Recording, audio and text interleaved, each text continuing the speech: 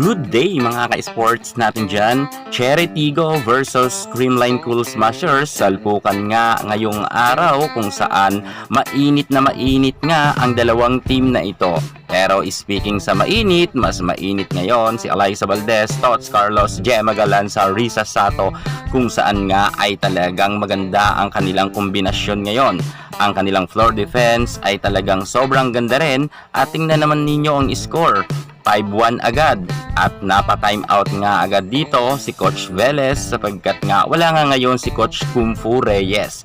Kung kaya humalili muna ngayon si Coach Velez at eto nga ang nangyari, 6-1 ang score. Natambakan agad sila ng Creamline. Grabe, ibang-iba to ng prelims. Akala siguro kasi ng Cherry Tigo na ganun pa rin ang galawan ng Creamline gaya nga ng nakalaban nila ng unang salpukan nila. Pero pagdating talaga sa semis, alam natin na nagbabakulaw talaga si Alyssa Valdez. Mukhang maaga tatapusin ang laban na ito sa set 1 lamang talaga ang CCS. Grabe talaga mga ka-sports natin dyan. Kahit nga pagtatapos nga ng second technical timeout ay talagang kitang-kita natin na sobra talagang natambakan na lalo ang kupunan nga ni Chang Abby Maranyo at ni Ea Laure. Ibang-iba talaga ngayon ang galawan ng Creamline. Lalo higit si Risa Sato ay sunod-sunod nga rin ang kanyang pagsiserve dahil nga maganda nga siya mag-serve kung kaya hindi masyado nakaka-forma nga ang Cherry Tigo. At eto na nga ang nangyari mga ka-sports. Talagang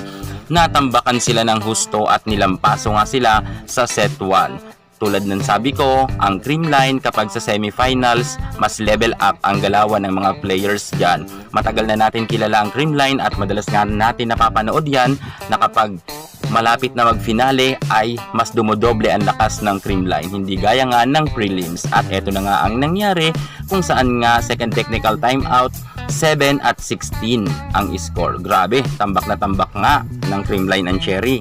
Nagtuloy-tuloy talaga ang magandang nilalaro nga ni Tots Carlos, Risa Sato, Alyssa Valdez, Gemma Galanza. Sobra talagang napakalakas ng Creamline sa set 1 at kitang-kita natin na sobrang hirap na hirap nga dito ang kupunan nga ni Maylin Paat at madalas ngang mag-error dito ang mga spikers nga ng Cherry. Mukha talagang walang power ang Cherry Tigo pagdating nga sa set 1 sapagkat sobra nga silang kinabog ng Darna natin na si Gemma Galanza. At eto pa, dagdag pa nga ni Risa Sato kung saan nga nagpakawala nga siya ng powerful quick attack kung kaya tinapos na ang laban. Grabe talaga si Risa Sato.